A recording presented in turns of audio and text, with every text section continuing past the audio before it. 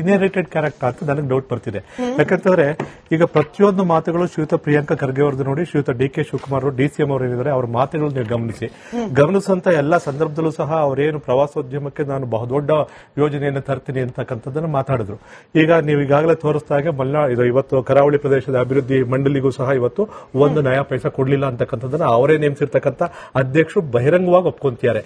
ಅಂದ್ರೆ ಕಾಂಗ್ರೆಸ್ಗೆ ಒಂದು ಕಡೆ ದ್ವಂದ್ವ ಇದೆ, ಮತ್ತೊಂದು ಕಡೆ ಏನ್ ಹೇಳ್ತಾರೆ, ಈಗ ಕೋಮುಗಲಭೆಯ ವಿಷಯದಲ್ಲಿ ಬಂದಾಗ ಕೋಮುಗಲಭೆ ಅಂತಕ್ಕಂಥದ್ದು ಎಲ್ಲೇ ಆಗಿರಲಿ, ಯಾವುದೇ ರಾಜ್ಯದ ಮೂಲೆಯಲ್ಲಾಗಲಿ ಅಥವಾ ದೇಶದ ಮೂಲೆಯಲ್ಲಾಗಲಿ ಕೇವಲ ಒಬ್ಬರಿಂದ ಮಾಡ್ಲಿಕ್ಕೆ ಸಾಧ್ಯ ಇಲ್ಲ. ಚಪ್ಪಾಳೆ ಹೊಡಿಬೇಕಾದ್ರೆ ಎರಡು ಕೈ ತಟ್ಟಬೇಕಾಗತ್ತೆ. ಸೊ ಬಾಂಬನ್ನ ಕುಕ್ಕರ್ ಬ್ಲಾಸ್ಟ್ ಮಾಡಿದಂತವರು ಬ್ರದರ್ಸ್ ಅಂತ ಸನ್ನಿವೇಶ ಸೃಷ್ಟಿ ಮಾಡಿದಾಗ ಕೋಮುಗಲಭೆ ಸಹಜವಾಗಿ ಉಂಟಾಗುತ್ತೆ. ಅಲ್ಲ, ಸಹಜವಾಗಿ ಯಾವಾಗ ಬರುತ್ತೆ ಅಂದ್ರೆ ಅದಕ್ಕೆ ಇವರು ಸೀಮೆಣ್ಣೆ ಸುರಿಯುವಂತದ್ದು, ಪೆಟ್ರೋಲ್ ಸುರಿಯುವಂತ ಕೆಲಸ ಇವ್ರು ಮಾಡದೆ ಹೋಗಿದ್ರೆ ಕರಾವಳಿ ಭಾಗ ಈ ಖಂಡಿತ ಇಷ್ಟೊಂದು ಪ್ರಕ್ಷುಬ್ಧ ಸ್ಥಿತಿಯಲ್ಲಿ ಇರ್ತಿರ್ಲಿಲ್ಲ. ಇದನ್ನೆಲ್ಲ ಒಂದ್ ಕಡೆ ಪಕ್ಕಕ್ಕೆ ಇಡೋಣ. ಈಗ ನಾನು ನೀವು ಸ್ಟ್ರಾಟಜಿಕ್ಸ್ ತಗೊಳ್ಳಿ, ಕರಾವಳಿ ಭಾಗದಲ್ಲೇ ಇವತ್ತು ಯಾರು ತಗೊಳ್ಳಿ ನೀವು, ಕನ್ನಡ ಶಾಲೆಗಳು ಇವತ್ತು ಅತ್ಯದ್ಭುತವಾಗಿ ನಡೀತಿರ್ತಕ್ಕಂಥ ರಾಜ್ಯದ ಏಕೈಕ ಭಾಗ ಅಂತ ಅಂದ್ರೆ ಕರಾವಳಿ ಮತ್ತೆ ನಾರ್ತ್ ಕರ್ನಾಟಕ. ಅಲ್ಲಿ ಎಷ್ಟು ನಾರ್ತ್ ಕರ್ನಾಟಕ ಅಲ್ಲ, ಅಲ್ಲಿ ಎಷ್ಟು ಸೊಗಸಾಗಿ ನಡೀತಿದೆ ಅಂತಿದಾರಮ್ಮ. ನಾಳೆಗೆ ಶಾಲೆಗೆ ಶಿಕ್ಷಕ ಬರಲಿಲ್ಲ ಅಂತಂದ್ರೆ ಅಲ್ಲಿರ್ತಕ್ಕಂಥ ನಾಗರಿಕರು ಕೇಳ್ತಾರೆ, ಅಲ್ಲಿರ್ತಕ್ಕಂಥ ಸರ್ಕಾರಿ ಶಾಲೆಯ ಒಂದು ಪರ್ಸೆಂಟೇಜ್ ಕೇಳಿದ್ರೆ 83%. ಇಲ್ಲಿ ಗುಲ್ಬರ್ಗದಲ್ಲಿ ಖಾಸಗಿ ಶಾಲೆಯ ಪರ್ಸೆಂಟೇಜ್ ಬಂದು 64%. ಸೊ ಅಂದ್ರೆ ನಾನು ಈ ಹೋಲಿಕೆಗಳನ್ನ ನೋಡಿದಾಗ ಈ ಕಾಂಗ್ರೆಸ್ ಸರ್ಕಾರ, ಈಗ ಸನ್ಮಾನ್ಯ ಪ್ರಿಯಾಂಕಾ ಖರ್ಗೆ ಅವರು ಒಂದು ಜವಾಬ್ದಾರಿ ಇತ್ತು ಮಾತನಾಡಬೇಕಾಯಿತು. ಯಾಕೆಂದ್ರೆ ಅವ್ರು ಇರತಕ್ಕಂಥದ್ದು ಬಹುದೊಡ್ಡ ಹುದ್ದೆಯಲ್ಲಿದ್ದಾರೆ. ಒಂದು ಗ್ರಾಮೀಣಾಭಿವೃದ್ಧಿ, ಮತ್ತೊಂದು ಐಟಿ ಒಂದು ಸೆಕ್ಟರ್ ಸಚಿವರು ಇವರು. ಈಗ ನನ್ನ ಭಾಗದ ರಾಜ್ಯದ ಯಾವುದೇ ಭಾಗದ ಬಗ್ಗೆ ಒಂದ್ ರೀತಿ ಅವಹೇಳನ ಮಾಡಿ ಮಾತನಾಡಿದಾಗ ಆ ಭಾಗಕ್ಕೆ ಇನ್ವೆಸ್ಟರ್ಸ್ ಬರೋದು ತಪ್ಪೋಗ್ಬಿಡುತ್ತೆ. ಇವರು ಆ ಜವಾಬ್ದಾರಿಯನ್ನು ಒತ್ತು ಮಾತನಾಡಲಿಲ್ಲ. ಇವತ್ತು ಪ್ರತಿಯೊಂದು ಅಂಶಕ್ಕೂ ಸಹ ಇವರಿಗೆ ಒಂದ್ ರೀತಿ ಏನಾಗಿದೆ, ಕಾಮಲೆಕ್ಕಣಿಗೆ ಲೋಕವೆಲ್ಲ ಅಳದಿ ಹಾಗಾಗ್ಬಿಟ್ಟಿದೆ. ಪ್ರಿಯಾಂಕಾ ಖರ್ಗೆ ಅವರಂತೂ 100 ರೂಪಾಯಿ ಕಾಮಾಲೆ ಕಣ್ಣಿಂದ ಇವತ್ತಿನ ಕರ್ನಾಟಕದ ಭಾಗಗಳನ್ನ ಪ್ರದೇಶದ ಬಗ್ಗೆ ಬಹು ಜವಾಬ್ದಾರಿ.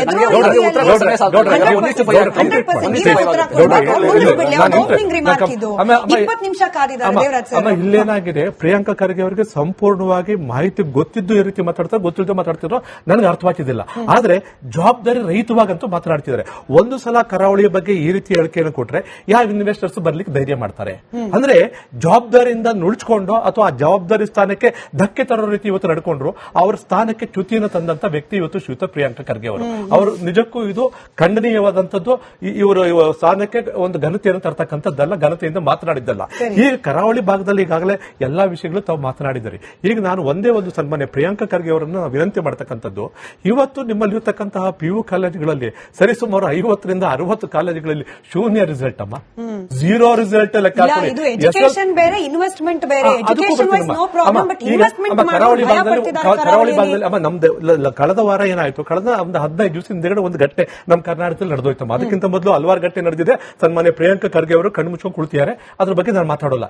ಈಗ 15 ದಿವಸ ಹಿಂದೆಗಡೆ ನಮ್ಮ ಕರ್ನಾಟಕದಲ್ಲಿ ಏನಾಯ್ತು, ಈಗ ನಮ್ಮ ದೇಶದಲ್ಲಿ ಏನಾಗಿದೆ, ರೇರ್ ಅರ್ತ್ ಮೆಟೀರಿಯಲ್ಗಳನ್ನ ನಮ್ಮ ದೇಶೀಯವಾಗಿ ನಾವು ಅದನ್ನ ಉತ್ಪಾದನೆ ಮಾಡಬೇಕು ಅಂತ ಹೊರಟಿದ್ದಾರೆ ಸನ್ಮಾನ್ಯ ನರೇಂದ್ರ ಮೋದಿ ಅವರು. ಒಳ್ಳೆಯ ಯೋಜನೆ ಅದು. ಯಾಕಂದ್ರೆ ಅದು ಬೇರೆ ದೇಶದ ಮೇಲೆ ತುಂಬಾ ಅವಲಂಬಿತವಾಗಿದೆ ನಮ್ಮ ದೇಶ, ಅದನ್ನ ತಪ್ಪಿಸಬೇಕು ಅಂತ ಹೊರಟಿದ್ದಾರೆ. ಹೊರಟಂತ ಸಂದರ್ಭದಲ್ಲಿ ಏನಾಯ್ತು, ನನ್ನ ಕರಾವಳಿ ಭಾಗದಲ್ಲಿ ಆ ರೇರ್ ಅರ್ತ್ ಮೆಟೀರಿಯಲ್ ನ ಒಂದು ಕಾರ್ಖಾನೆಯನ್ನು ಪ್ರಾರಂಭ ಮಾಡಲಿಕ್ಕೆ ಕನ್ನಡಿಗರೇ ಮುಂದೆ ಬಂದ್ರು.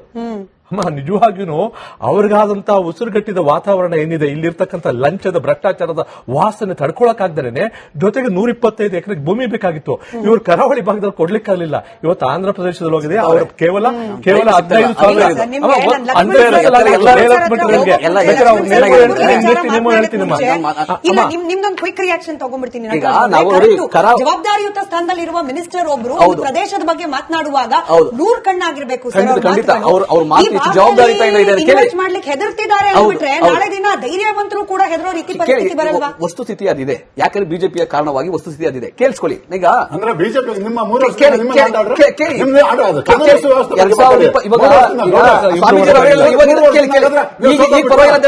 ಒಳ್ಳೆ ಅಧಿಕಾರಿಗಳಿದ್ದಾರೆ, ಈಗ ಒಪ್ಕೊಂಡ್ರು ಅವರು. ಈಗ 2023ರಲ್ಲಿ ಕೇಳಿಸ್ಕೊಳ್ಳಿ. ಈಗ ಇದು ನಿಂತಿಲ್ಲ. ಯಾರೊಬ್ಬ ಜಾರ್ಖಂಡ್, ಕಳೆದ ವರ್ಷ ಜಾರ್ಖಂಡ್ ಅವನೊಬ್ಬ ಬಂದ್ ಕೆಲಸ ಮಾಡ್ತಾನಲ್ಲಿ, ಇಲ್ಲಿ ಮಂಗಳೂರು ಭಾಗದಲ್ಲಿ 15 ವರ್ಷ ಬಂದ್ ಕೆಲಸ ಮಾಡ್ತಾನೆ. ನೀನು ಬಾಂಗ್ಲಾದೇಶ ಅಂತ ಹೋಗಿ 4 ಜನ ಹುಡುಗರು ಹೊಡಿತಾರೆ. ಬೆಂಗಳೂರಲ್ಲೂ ಆಯ್ತು ಕೇಳಿ, ಸರ್ ಕೇಳಿ, ಅಂತ ಕೇಳಿ, ಕಡೆ. ಕೇಳಿ, ಅದು ಒಂದು ಪ್ರಕರಣ ಅಲ್ಲ.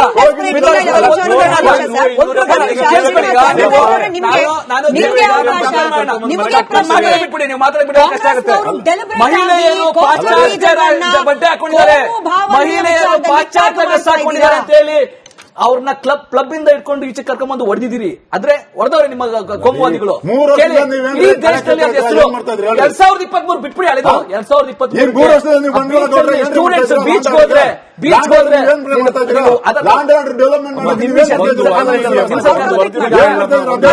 ಕೆಟ್ಟ ಹೆಸರು ಯಾಕೆ ತಂದಿದ್ದೀರಾ ಅಂತ ಗೊತ್ತಾ?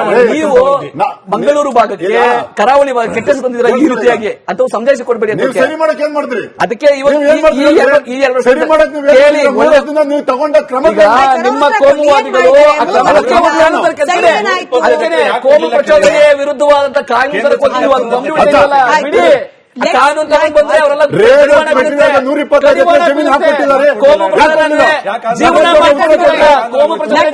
ಉತ್ತರ ಕೊಡ್ಲಿ, ಕಂಪ್ಲೀಟ್ ಮಾಡ್ಲಿ, ಅವರು ಕಂಪ್ಲೀಟ್ ಮಾಡ್ಲಿ. ಎರಡು ವ್ಯಾಲಿಡ್ ಪ್ರಶ್ನೆ. ಒಂದು 125 ಎಕರೆ ಭೂಮಿ ಕೊಡ್ಲಿಲ್ಲ ಯಾಕೆ ಅನ್ನೋದು. ಎರಡನೆಯದು 3 ವರ್ಷ ಬಂತು ಸರ್ಕಾರ, ಇನ್ನೆಷ್ಟು ಹಿಂದಿಂದೇ ಬ್ಲೇಮ್ ಮಾಡ್ತಿರ್ತೀರಿ, ಈಗಿಂದೇನು? ಈಗ ಅವರು 20 ವರ್ಷಗಳಿಂದ ಸಾಕಿರ್ತಕ್ಕಂತಹ ಆ ಬೀಜ ಇದೆಯಲ್ಲ, ವಿಷ ಬೀಜ ಇದೆಯಲ್ಲ, ಅದು ಇವಾಗ್ಲೂ ಕೂಡ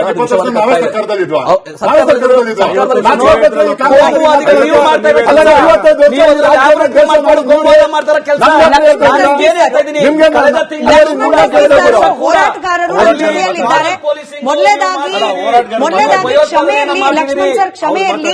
23 ನಿಮಿಷ ವಾಪಸ್ ಬರೋಣ ಸರ್. 23 ನಿಮಿಷ ನಿಮ್ಮನ್ನು ಕಾಯ್ದೆ, ಯಾಕಂದ್ರೆ ಕರಾವಳಿ ವಿಚಾರವನ್ನ ಮಾತನಾಡಿ ನಂತರದಲ್ಲಿ ನಾವು ಕಲ್ಯಾಣ ಕರ್ನಾಟಕ ಭಾಗಕ್ಕೆ ಬರಬೇಕಾಗಿತ್ತು. ಹಾಗಾಗಿ ನಿಮ್ಮನ್ನು ಕಾಯಿಸೋದಕ್ಕೆ ಮೊದಲನೇದಾಗಿ ಕ್ಷಮೆ ಇರಲಿ ಸರ್. ಲಕ್ಷ್ಮಣ್ ಸರ್, ನನ್ನ ಹೋಮ್ವರ್ಕ್ ತಪ್ಪಿದ್ರೆ ಕರೆಕ್ಟ್ ಮಾಡಿ ಹೇಳಿ. ಇಷ್ಟೊತ್ತು ನಾವು ಕರಾವಳಿ ಬಗ್ಗೆ ಮಾತನಾಡ್ತಾ ಇದ್ವಿ, ಕಲ್ಯಾಣ ಕರ್ನಾಟಕ ಭಾಗ. ಇತ್ತೀಚೆಗೆ ಗೋವಿಂದ ರಾವ್ ಅವರು ವರದಿ ಬಂತು ಸರ್. ರಾಜ್ಯದಲ್ಲಿ ಇರ್ತಕ್ಕಂಥ 236 ತಾಲೂಕುಗಳ ಪೈಕಿ 177 ತಾಲೂಕುಗಳು ಹಿಂದುಳಿದಿರೋದು. ಅದರಲ್ಲಿ ಅತ್ಯಂತ ಹಿಂದುಳಿದ ತಾಲೂಕುಗಳು ಇರೋದು ಕಲಬುರಗಿಯಲ್ಲೇ. 59 ಅತ್ಯಂತ ಹಿಂದುಳಿದ ತಾಲೂಕುಗಳ ಪೈಕಿ 39 ಕಲಬುರಗಿಯಲ್ಲಿ ಅತ್ಯಂತ ಹಿಂದುಳಿದ ತಾಲೂಕು. ಲಕ್ಷ್ಮಣ್ ಸರ್, ಕರೆಕ್ಟಾ ಇದು?